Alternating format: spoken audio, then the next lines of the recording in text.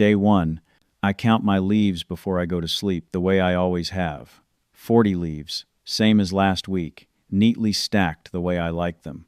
Yet somehow, at the bamboo stall the next morning, 40 leaves buys a little less bamboo than it used to. I check the stack again when I get home, half suspecting I miscounted, but the number is exactly the same as always. Nothing about my leaves has changed. Something else has, quietly, somewhere out there in the forest, and I can't quite put my paw on what. Day 2. I ask the bamboo seller if he's raised his prices. He shrugs, not unkindly, and glances over his own stall, as if seeing it for the first time. Everything costs more lately, he says, not just his bamboo. The fruit seller 2 stalls down has raised her prices too, and so has the panda who sells fresh river water in clay cups. Even he seems a little puzzled by it, as though he's simply following everyone else without fully understanding why. Day 3. I bring this to the old panda, sitting outside his cave in the afternoon sun. He listens without interrupting, chewing slowly, and after a long pause, says one word: inflation.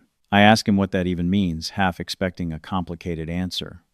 He says, imagine every panda in the forest slowly collecting more and more leaves, while the amount of bamboo growing stays roughly the same. More leaves chasing the same bamboo. Each leaf, quietly, buys a little less than it did before, without anyone deciding it should. Day 4. L asks where all these extra leaves even came from, since I certainly haven't been printing any myself. The old panda says sometimes the panda bank prints more leaves than the forest actually grew that season, hoping it will help pandas trade more easily. It feels like more wealth for everyone at first, he says, a comfortable illusion that spreads through the whole forest. But leaves aren't bamboo. Printing more leaves doesn't grow a single extra bamboo shoot on any hillside. Day 5. I ask if this is always a bad thing, worried I've stumbled onto some forest-wide catastrophe. He shakes his head slowly. A little inflation, he says, is like a slow, gentle breeze moving through the trees. Nothing to fear, barely worth noticing most days. It's the strong storms of inflation that cause real damage when prices climb faster than pandas can collect new leaves, and the gap between the two starts to feel like it's widening every single week. Day 6. I look at my leaf pile from a year ago, written down in an old notebook I keep tucked behind a loose stone, and do the math slowly, twice, just to be sure. The same pile buys noticeably less bamboo today than it did back then. It isn't that I lost leaves along the way, and it isn't that I spent carelessly. It's that each leaf quietly lost a little of its power, one season at a time, without ever announcing that it was happening. Day 7. The young panda complains that his savings, tucked safely under his favorite rock for years now, aren't growing at all, no matter how patiently he waits. I tell him that's exactly the problem, and not the reassurance he was hoping for. Leaves sitting still don't just stay the same with inflation creeping along in the background. They slowly shrink in what they're actually worth, even while the pile under the rock looks completely untouched, exactly as he left it. Day 10. I ask the old panda why prices don't just come back down once they've gone up, the way the river level does after a storm passes. He says prices are stubborn creatures, more stubborn than most pandas realize. Once bamboo sellers get used to charging more, and once buyers get used to paying it, they rarely go back to charging less, even if the underlying reasons for the increase have long since calmed down and faded away. Day 15. L asks what stops the whole forest from just endlessly printing leaves if it makes everyone feel richer, at least for a while. He says there are old, careful pandas at the Grand Council who watch this closely, season after season, trying to add just enough new leaves to help the forest grow smoothly without flooding it so much that every single leaf becomes worthless in the panda's paws. It is, he admits, a difficult balance that they never get perfectly right. Day 18. The young panda asks if he should just spend all his leaves right away before they lose any more value sitting around. I tell him that's not quite the lesson either, even though I understand the impulse behind it. Spend without thinking, and you have nothing left for tomorrow, no matter how today looked on paper. Save without ever moving, And today's slow storm eats away at it anyway, leaf by leaf, whether you're watching closely or not. Day 20, Elle asked the old panda what a panda's actually supposed to do. Then, if neither spending everything nor saving everything works out well.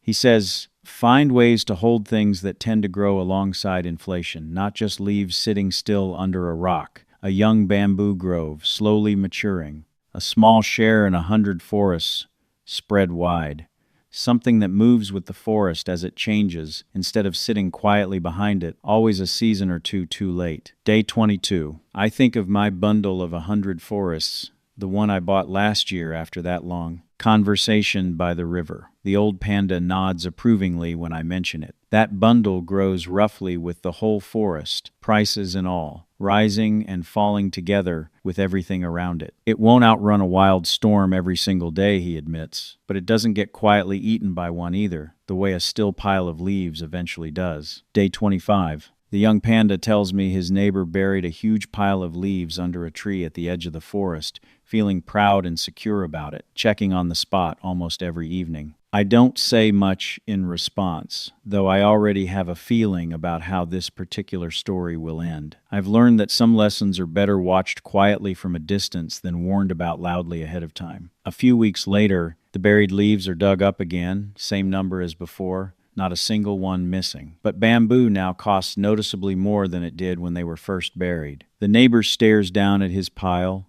confused and a little hurt, the way I once was myself back on day 1, standing at that same bamboo stall. The following month, Elle asked the old panda if inflation ever fully stops, if there's some future season where the forest simply settles and stays still. He says probably not completely, not for long stretches at least. A little of it is just the forest breathing, growing, changing shape season after season. The real danger was never its presence in the first place. It's ignoring it completely, pretending the breeze isn't there at all. Some weeks after that, I start checking not just how many leaves I have stacked away, but what those leaves can actually buy out in the world. The number on my pile matters less to me now than what that number is truly worth, out there at the bamboo stall, at the fruit seller's cart, at the river water stand. It's a small shift in thinking, but it changes almost everything about how I plan. Almost 2 months in, the young panda starts asking real questions now, instead of just complaining about rising prices the way he used to. What grows alongside the forest? What just sits still and quietly shrinks? I notice the shift in him happening slowly,